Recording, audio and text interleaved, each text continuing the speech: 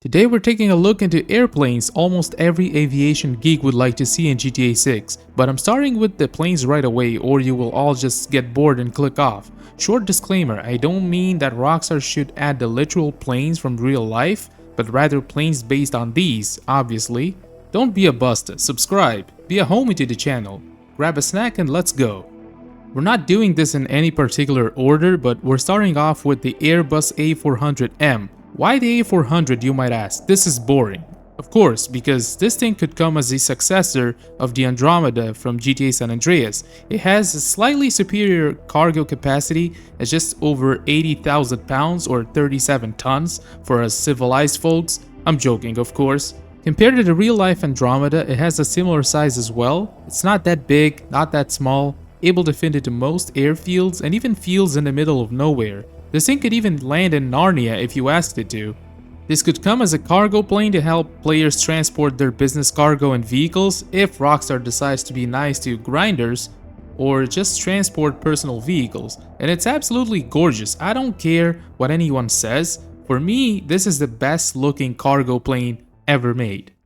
Next we have the B-2 Spirit Stealth Bomber. This thing is iconic for its flat and tailless airframe. It even has a toilet and a microwave and a $2 billion price tag. Yes, this thing costs as much as Rockstar has spent making GTA 6. It's referred to as many things such as Fatal Beauty. You can carry all sorts of bombs, regular, guided, and even nukes. Yes, nukes.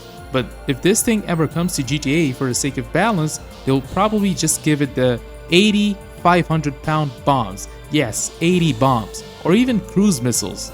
Most planes in GTA Online typically carry around 50 bombs. Imagine taking a massive shit while your homie is dropping other types of shit on targets, or warming up your mom's homemade lasagna as your homie drops napalm sauce on enemies. This jet is heading to retirement in the near future, so why not have these sold to us instead of rotting away in the desert?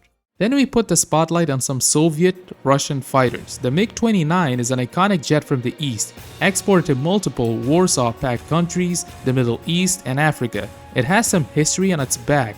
It has seen combat, and while it didn't fare well, it's still an icon of military aviation.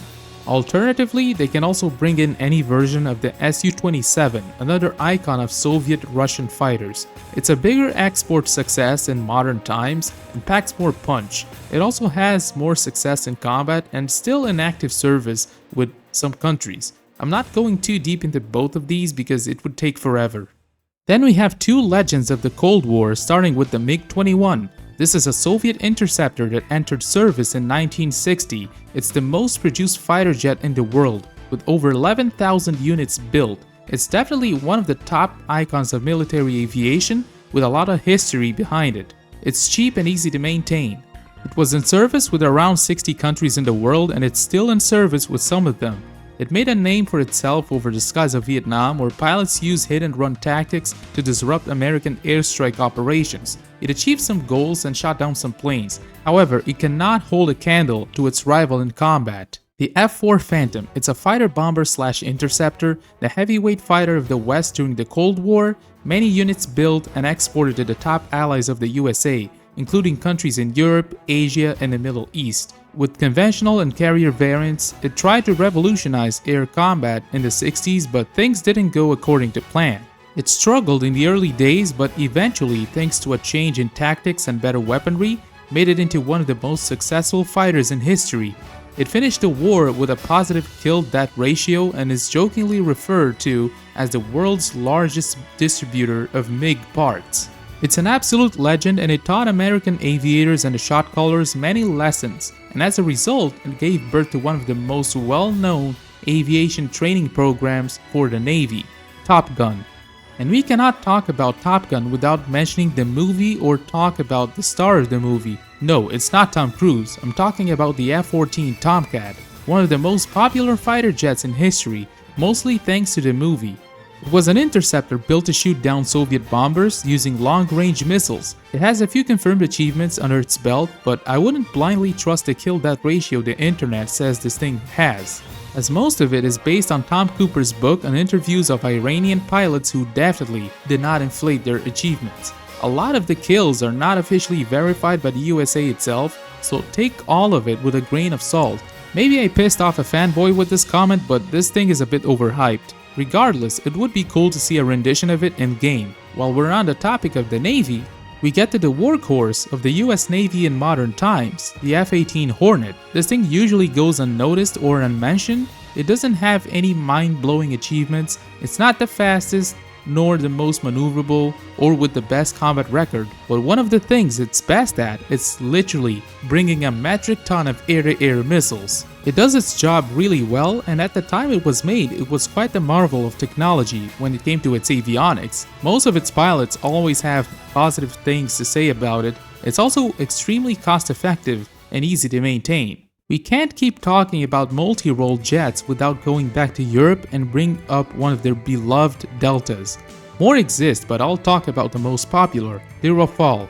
This French Dorito is known for its amazing versatility and export success, but also its beauty and technology, with many modern systems and weapons. It also has a naval variant and the only other foreign catapult-capable fighter that is compatible with and able to land in US carriers. Another well-known European jet is the Panavia Tornado. It's a fighter-bomber developed by the UK, Germany, and Italy, and primarily meant to fly interdiction and deep strike missions, flying low and using terrain cover to try and stay hidden for as long as possible, drop its munitions on the target, and leave the area.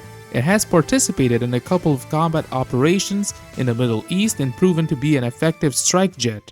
And finally, the ultimate gigachat, the king of the skies, the best fighter jet of the 20th century, the F-15 Eagle. This thing has a perfect air-to-air combat record of 104 kills to 0 deaths. Yes, this thing has never been shot down by another fighter, and the only 2 variants shot down by anti-aircraft were dedicated fighter-bomber variants. It also did face comparable jets like the MiG-29, which is another 4th generation fighter, as much as the internet tankies claim it didn't face its peers and only shot down outdated Soviet jets. And to that, I say skill issue. This jet is so well designed that not even its own manufacturers knew it could fly and land with one whole wing missing. This happened after a mid-air collision during a training exercise. The pilot landed safely despite having lost the whole right wing. The most impressive part is that this very same jet was later repaired and returned to service with a replaced wing. The F-15 also tested and used an anti-satellite missile to shoot down an American satellite that was out of commission, sending a message that not even the stars are safe from getting destroyed by this thing. Modernized variants of the F-15 are still in production, and some older variants getting all types of upgrades even 50 years after its original variants have flown, and has been exported to several countries in the Middle East and Asia, and both old and new operators alike want more of it, and shows how a great design can even outlive some newer jets like the Panavia Tornado that I mentioned. Naturally, I didn't mention some other planes because so many exist out there. If I missed your favorite plane or fighter, then apologies for that, but I could only cram so much into this video. I will make another video talking about Rockstar's history with aviation and its evolution in the Grand Theft Auto franchise sometime in the near future. So subscribe, like, and comment. I'll see you all in the next video.